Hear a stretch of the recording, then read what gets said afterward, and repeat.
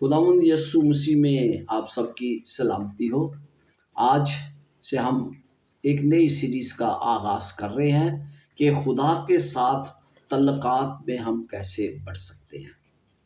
इस समाही में जिसका इंसार अप्रैल, मई और जून पर मुनहसर है, इसमें हम सीखेंगे कि खुदा के साथ हम कैसे बढ़ सकते हैं, खुदा के साथ हम किस तरह तरक्की कर सकते हैं, किस तरह मेरी रूहानी ज़िंदगी आज के से बेहतर दूसरे दिन कैसे हो सकती है। तो आइए इसका आगाज़ करते हैं। इससे पहले कि हम इसका आगाज़ करें, आइए खुदावंद से दुआ करते हैं। खुदावंद, हमारी ज़िंदगियों के बानी, तू जो हर वक्त अपने लोगों को हमेशा रहनुमाई अता करता है, आज यूं ही खुदावंद हम इस लेसन स्टडी को खोलने लगे हैं। तो हमारी रहनुमाई कर ताकि हम खुदावंद इसको बेहतर तरीके से समझ सकें। और खुदावंद अपना रूह कुद्दस मुझे दे, मेरे सुनने वालों को दे, ताकि हम तेरे कलाम को समझकर उस पर अमल करें। मैं खुदावंद तमाम लोगों के लिए तुझसे बरकत की दुआ करता हूँ। सुनने वालों को फहम देना मांगता हूँ मसीह के नाम से। ये लेसन स्टडी है जी, जिसका हम 3 महीने तक मुतालिया करने जा रहे हैं। अगर आप सेवंथ डे एडवेंटिस्ट हैं तो आपको पता चल जाएगा, पास्टर साहब आपको ये दे देंगे। अगर आप का तल्लक सेवंथ डे एडवेंटिस्ट चर्च से नहीं है तो आप ये किसी भी सेवंथ डे एडवेंटिस्ट चर्च में जाकर ले सकते हैं। लिहाजा खुदा के साथ तल्लक में बढ़ना, ये हमारा मुतालिया है। आज का पहला सबक है, उसका नाम है हकीकत पसंदाना जायजा। यानी कि मुझे हकीकत पर मबनी अपना जायजा लेना है। मैं बाइबल की रोशनी में इसको किस तरह देखता हूँ। हिफ्स करने की आयत जो इस हफ्ते मुझे और आपको ज़बानी याद करनी है, वो यूहन्ना रसूल की इंजील उसका 15 बाब और उसकी 9 आयत है। यहाँ पर लिखा है, जैसे बाप ने मुझसे मोहब्बत रखी वैसे ही मैंने तुमसे मोहब्बत रखी। हम यीशु मसीह की और बाप की मोहब्बत से बखूबी आगाह है। हम जानते हैं कि बाप बेटे में कितनी मोहब्बत भाईचारा है और कितना ज़्यादा यकसानियत पाई जाती है, कितना ज़्यादा इत्तेहाद पाया जाता है। तो खुदावंद यीशु मसीह के और मेरे दरमियान भी उसी तरह का इत्तेहाद खुदा पसंद करता है। खुदावंद की ये ख्वाहिश है, इसीलिए वो कहता है, जैसे बाप ने मुझसे मोहब्बत रखी वैसे ही मैंने तुमसे मोहब्बत रखी, तुम मेरी मोहब्बत में कायम रहो। यानी ये जो है ना, ये चीज़ कि क्या मैं यीशु मसीह की मोहब्बत में कायम हूँ, ये मुझे जायजा लेना है। तो आइए अपने सबक की तरफ बढ़ते हैं। हम में से हर एक का तल्लक खुदा के साथ मुख्तलिफ है। यानी हमारी रूहानी हालत खुदा के साथ मुख्तलिफ है। हमने किसी ना किसी तरीके से अपना तल्लक खुदा के साथ कायम कर रखा है। लेकिन हम सब एक बात पर मुत्तफिक है, अगरचा हमारा तल्लक खुदा के साथ मुख्तलिफ है, लेकिन हम एक चीज़ में सब मुख्तलिफ है कि हम इस रिश्ते में किस तरह आगे बढ़ सकते हैं, किस तरह हम इस रिश्ते को मजबूत बना सकते हैं, किस तरह ये रिश्ता हमारे लिए तरक्की का बायस बन सकता है। मसीह में बढ़ने के लिए पहला कदम जो मैं उठाना चाहिए वो क्या है? मुझे है कि मुझे अपनी रूहानी हालत का पता होना चाहिए। मुझे पता होना चाहिए कि मैं किस मकाम पर खड़ा हूँ, मेरी रूहानी हालत क्या है। जब मैं उससे आगाह हूँगा तो फिर ही मैं आगे बढ़ सकता हूँ। ज़िंदगी के इस दौर में रहते हुए जहाँ हमें पता चलता है कि खुदा ने हमें कलीसिया के बारे में बड़ा अहम और सरसरी सा पैगाम दिया है, जो पैगाम खुदा ने हमें दिया है उसके मुताबिक, क्योंकि हम दुनिया के आखिर में रह रहे हैं, इसलिए मेरे और आपके लिए ज़रूरी है कि हम इसी कलाम की रोशनी में अपने आप को जांचें, परखें और फिर ये देखें कि मैं कलाम के कौन से हिस्से में ज़िंदगी बसर कर रहा हूँ और खुदा के तल्लक को خدا کے ساتھ میں اپنے تعلق کو کس طرح مضبوط بنا سکتا ہوں؟ سب سے پہلے مجھے اپنا جائزہ لینا ہے، تشخیص کرنا ہے۔ جس طرح ڈاکٹر تشخیص کرتا ہے اسی طرح مجھے تشخیص کرنا ہے۔ خداوند کا پیغام جو لودیکیا کی کلیسیا کو دیا گیا، جو 7 کلیسیاؤں میں سے آخری کلیسیا تھی، اس کو پیغام کیا دیا گیا؟ 3 باب میں 14 آیت سے لے کر 18 آیت، میرا خیال ہے 22 آیت تک یہ پیغام پایا جاتا ہے۔ تو 17 آیت میں پڑھنے لگا ہوں۔ اور چونکہ تو کہتا ہے کہ میں دولت مند ہوں اور مالدار بن گیا ہوں اور کسی چیز کا محتاج نہیں، اور یہ نہیں جانتا کہ تو کمبخت اور خوار اور غریب، اندھا اور ننگا ہے۔ جہاں پر آپ جائزہ لیں ذرا کہ یہ کلیسیا کے لوگ اپنے آپ کو کس حالت میں دیکھ رہے ہیں۔ وہ سمجھتے ہیں کہ ہم دولت مند ہیں، مالدار ہیں، اور ہمیں کسی چیز کی کمی نہیں ہے۔ اپنے کتنے لیڈر صاحبان کو یہ کہتے سنا کہ پیسے کی کوئی کمی نہیں ہے۔ تو یہ تمام باتیں جو ہے نا، یہ ہم پر اس لیے لاگو ہوتی ہیں کیونکہ ہم اس کا ایک حصہ ہیں۔ 7 کلیسیوں کو دینے والا پیغام رسولوں کے زمانے سے لے کر آج تک کی عالمی کلیسیا کے حالات کو پیش کرتا ہے، جس کا ذکر ہم مکاشفہ 2 اور 3 باب میں پڑھتے ہیں۔ ہمارے وقت کی کلیسیا، جیسے کہ میں نے کہا، لودیکیا کی کلیسیا ہے، اور یسوع مسیح 14ویں آیت میں اپنے آپ کو کہتا ہے امین اور سچا اور برحق گواہ کے روپ میں اپنے آپ کو کلیسیا کے سامنے پیش کرتا ہے۔ جب ہم اپنے آپ کو دیکھتے ہیں تو ہمیں وہ سچائی نظر آتی ہے۔ کون سی سچائی؟ جس کا ذکر اس 17 آیت کے پہلے حصے میں کیا گیا ہے کہ میں دولت مند ہوں اور مالدار بن گیا ہوں اور کسی چیز کا محتاج نہیں۔ لیکن یسوع مسیح ہماری حقیقی حالت کو اسی آیت میں بیان کر دیتا ہے۔ یہ حقیقی حالت ہے جو خدا کہہ رہا ہے، نہ کہ وہ حقیقی حالت ہے جو میں سوچتا ہوں یا میرے رفقا کار سوچتے ہیں۔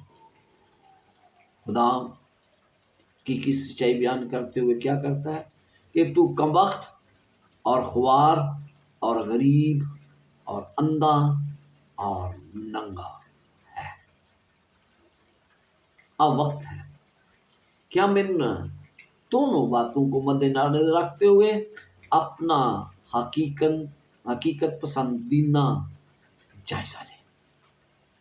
اپنا جائزہ لے، کیا میں جانتا ہوں کہ حقیقت میں میرے پاس کیا ہے اور حقیقت میں مجھے کس چیز کی ضرورت ہے؟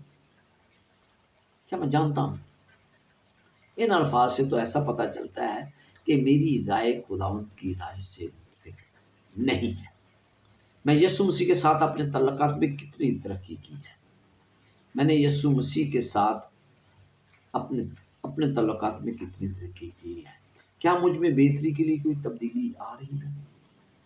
تو بہتری کی تبدیلی کس حالات میں آئے گی؟ جب میری رائے خدا کی رائے سے متفق ہوگی کہ جو خدا کہہ رہا ہے میری حالت وہی ہے۔ تو اگر میں یہ کہتا رہوں کہ نہیں میری حالت وہ نہیں ہے، تو پھر یہ نہیں ہو سکتا کہ مجھ میں کوئی تبدیلی آ جائے۔ ایک ڈاکٹر ہے نا، مریض کو ڈاکٹر کے ساتھ تعاون کرنا ضروری ہے۔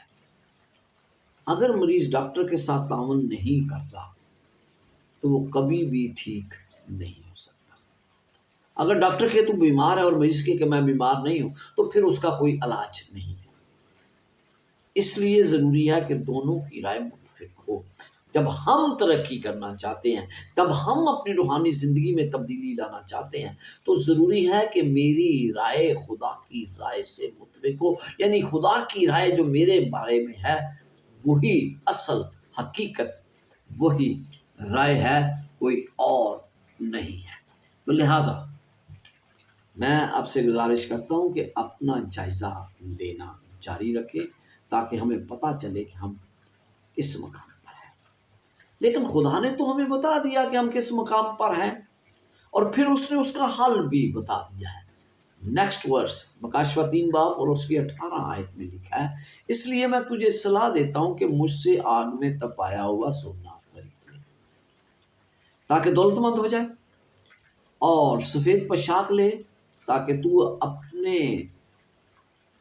ننگے پن کے ظاہر ہونے کی شرمندگی نہ اٹھائے، اسے پہن کر، اور آنکھوں میں لگانے کے لیے سرما لے تاکہ تو بھی نہ ہو جائے۔ یہاں پر خدا ہمیں 3 چیزوں کی آفر کر رہا ہے، وہی جو ہمارے اندر کمزوری پائی جاتی ہے اس کے مطابق وہ ہمیں حل بتا رہا ہے۔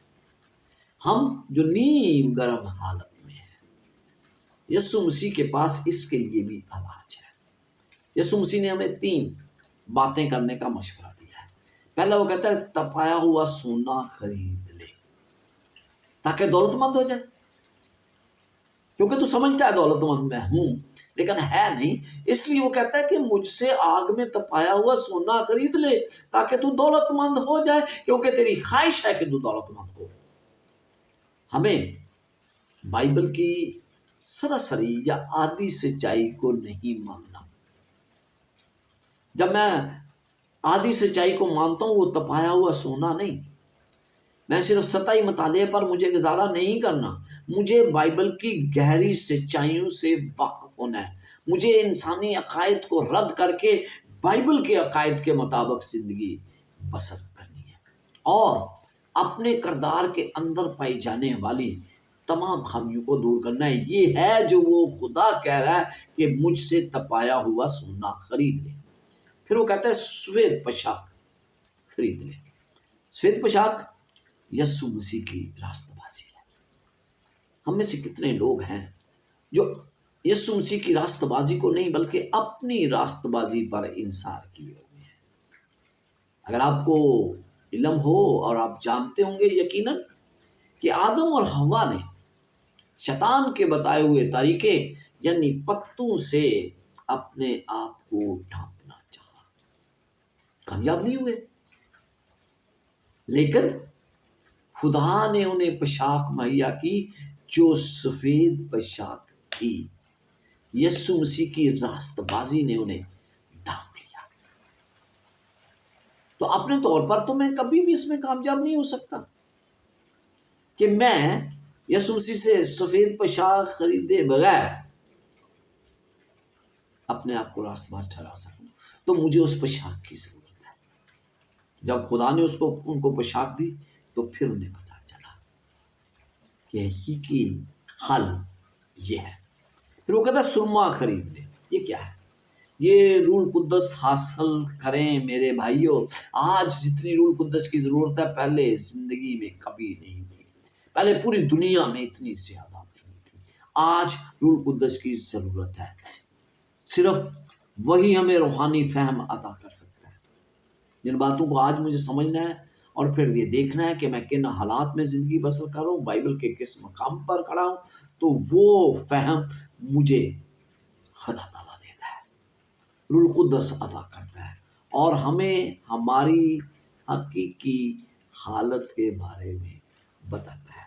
روح القدس مجھے آگاہ کرتا ہے کہ میری حقیقی حالت کیا ہے۔ کیا میں اسے جانتا ہوں کہ میری حقیقی حالت کیا ہے؟ تو آئیے یوحنا رسول کی انجیل اس کا 16واں باب اور اس کی 8ویں آیت پڑھتے ہیں۔ یوحنا رسول کی انجیل اس کا 16واں باب اور اس کی 8ویں آیت۔ یہاں پر کلام مقدس میں بڑا واضح طور پر بیان کیا گیا ہے۔ بائبل مقدس میں یوں لکھا ہے، اور وہ آ کر دنیا کو گناہ اور راست بازی اور عدالت کے بارے میں قصوروار ٹھہرائے گا۔ تو کون مجھے قصوروار ٹھہراتا ہے؟ یہ روح القدس ہے۔ کس نے لوسیفر کو قصوروار ٹھہرایا؟ کس نے آدم اور حوا کو قصوروار ٹھہرایا؟ یقیناً وہ روح القدس تھا، کیونکہ روح القدس کے خلاف گناہ کبھی معاف نہیں ہوتا۔ جو گناہ معاف ہو سکتا ہے وہ خدا باپ یا خدا بیٹے کے خلاف میرے گناہ معاف ہو سکتے ہیں، لیکن وہ قدس کے خلاف نہیں۔ اس کا نتیجہ کیا نکلے گا؟ پہلے ہم نے تشخیص کر لی، حل بھی خدا نے بتا دیا، اب اس کا نتیجہ کیا ہے؟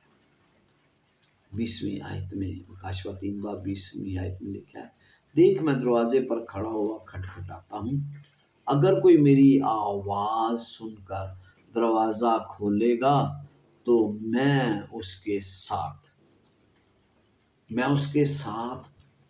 کے پاس اندر جا کر اس کے ساتھ کھانا کھاؤں گا اور وہ میرے ساتھ۔ اتنی بڑی آفر ہے۔ کہتے ہیں میں دروازے پر کھڑا ہوں، لیکن کنڈی میں نے اندر سے لگائی ہے، اس لیے یسوع مسیح اس وقت تک اندر نہیں آ سکتا جب تک میں وہ کنڈی نہیں کھولتا۔ جب میں کنڈی کھولوں گا تو وہ کہتا ہے میں اندر آؤں گا، اندر آ کر اس کے ساتھ کھانا کھاؤں گا اور وہ میرے ساتھ۔ کیا ایک مسئلہ ہے؟ میں سوچتا ہوں کہ روحانی طور پر میں بہت بہتر ہوں، میں دوسروں سے بہتر ہوں، میں اپنا موازنہ دوسروں سے کرنا شروع کر دیتا ہوں۔ یسوع مسیح کہتا ہے کہ آپ کو مزید آگے بڑھنے کی ضرورت ہے، اس میں آپ کو ترقی کرنے کی ضرورت ہے۔ تاہم اگر میں اپنے اندر تبدیلی لانے سے آگاہ نہیں، میں کبھی تبدیل نہیں ہوں گا، میں کبھی وہ نہیں خریدوں گا جس کے بارے میں سوچتا ہوں کہ وہ پہلے سے میرے پاس موجود ہے۔ یعنی پہلے سے اگر میں سوچتا ہوں کہ میرے پاس یہ سب کچھ موجود ہے تو پھر میں کیوں خریدوں گا؟ پھر ہم دیکھتے ہیں اس مسئلے کے حل کے لیے یسوع مسیح کے پاس ایک طریقہ ہے۔ کیا طریقہ ہے؟ میں جن جن کو عزیز رکھتا ہوں ان سب کو ملامت اور تنبیہ کرتا ہوں، اور وہ مزید کہتا ہے کہ توبہ کرو۔ توبہ کرنا ضروری ہے۔ یسوع کی ملامت اور سزا ضروری نہیں کہ منفی، وہ مکالمے کو ترجیح دیتا ہے، وہ خاموشی سے بیٹھ کر بات کرنا چاہتا ہے۔ دیکھ میں دروازے پر کھڑا ہوا کھٹکھٹاتا ہوں، اور اگر کوئی میری آواز سن کر دروازہ کھول دے گا تو میں اس کے پاس اندر جا کر اس کے ساتھ کھانا کھاؤں گا اور وہ میرے ساتھ۔ یسوع مسیح ہمارے دلوں پر دستخط دیتا ہے اور صبر کے ساتھ انتظار کرتا ہے، صبر کے ساتھ انتظار کرتا ہے۔ وہ میری زندگی میں خلل نہیں ڈالتا کہ مجھے اس کے ساتھ تعلق قائم رکھنے پر مجبور کر دے۔ اسے کھولنے کا فیصلہ میرا ہے، نہ کہ کسی اور کا۔ لہٰذا جیسے میں نے کہا کہ کنڈی میں نے اندر سے لگائی ہے، باہر سے نہیں، تو پھر تسکین کیسے ہوگی؟ مکاشفہ 3 باب 21 آیت میں لکھا ہے، جو غالب آئے میں اسے اپنے ساتھ اپنے تخت پر بٹھاؤں گا، جس طرح میں غالب آ کر باپ کے ساتھ اس کے تخت پر بیٹھ گیا۔ یسوع مسیح جانتا ہے کہ راستہ آسان نہیں ہے۔ وہ سونا، پوشاک اور آنکھ کا ذخیرہ خریدنے کی ہماری کوشش کو جانتا ہے۔ نیم گرم حالت پر قابو پانا، دروازہ کھولنا اور اس کے ساتھ رفاقت کی ہماری جدوجہد کو وہ جانتا ہے۔ اس لیے وہ کہتا ہے، جس طرح میں غالب آیا ہوں تم بھی غالب آ سکتے ہو۔ مکاشفہ 3:21 میں یہ بات کی ہے۔ وہ یہ بھی جانتا ہے کہ ہم کبھی پہلا قدم نہیں اٹھائیں گے، خدا ہمیشہ پہل کرتا ہے۔ اس نے ہمیں خلق کیا ہے۔ سب سے پہلی بات، اس نے ہمیں خلق کرنے کا فیصلہ کیا، اور ہم اس کا ذکر پیدائش 2 باب 7 آیت میں پڑھتے ہیں۔ جب ہم گناہ کرتے ہیں تو وہ ہماری تلاش کرتا ہے۔ کس طرح؟ جس طرح اس نے آدم کی تلاش کی۔ اس نے ہمیں بچانے کے لیے اپنی جان دے دی، یوحنا 3 باب اور اس کی 16 آیت۔ وہ ہمیں اجر دیتا ہے، اس کے ساتھ بیٹھ کر ابدیت سے لطف اندوز ہونا۔ اسی لیے اس نے کہا کہ آؤ میرے ساتھ تعلق قائم کرو۔ اس الہی سلوک کے ہم مستحق نہیں ہیں، محبت کے ہم مستحق نہیں ہیں،